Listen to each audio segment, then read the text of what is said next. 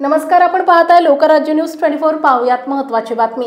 जेसीबीची रांग उभी करून त्यातून नेत्यांवर फुलांचा वर्षाव करण्याची अलीकडच्या काळात प्रथाच पडली आहे। परंतु असाच प्रकार पालखीबाबत करणाऱ्या क्रेन मालकावर विश्रांतवाडी पोलिसांनी गुन्हा दाखल केलाय। बकेटमध्ये उभ्या असलेल्या महिलांच्या तसेच वारकऱ्यांच्या जीवितास धोका निर्माण होईल असं कृत्य करून पोलिसांनी दिलेल्या आदेशाची अवहेलना केल्याचा ठपका ठेवण्यात आलाय। याबाबत पोलीस अंमलदार विकास दुर्गाडे यांनी विश्रांतवाडी पोलीस ठाण्यात फिर्याद दिली। त्यावरून शार्दूल क्रेन सर्व्हिसचे मालक रमाकांत ओव्हाळ यांच्यावर गुन्हा दाखल केलाय। हा प्रकार विश्रांतवाडी कळस येथील R&DE चौक येथे 20 जून रोजी दुपारी 2 वाजता घडला होता।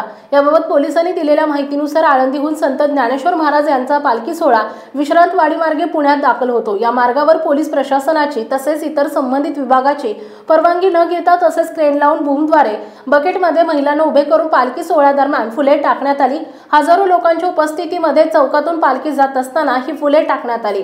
ही फुले टाकताना या बकेटमध्ये उभ्या असलेल्या महिलांच्या तसेच वारकरी आणि नागरिकांच्या जीवितास धोका निर्माण होईल असं कृत्य करून पोलिसांनी दिलेल्या आदेशाची अवहेलना केली। पोलीस उपनिरीक्षक चौधरी तपास करतायत। महाराष्ट्रातील महत्त्वाच्या आणि ताज्या बातम्या पाहण्यासाठी आजच आमच्या लोकराज्य न्यूज 24 न्यूज चॅनलला YouTube वर सबस्क्राइब करा आणि बेल आयकॉन प्रेस करा।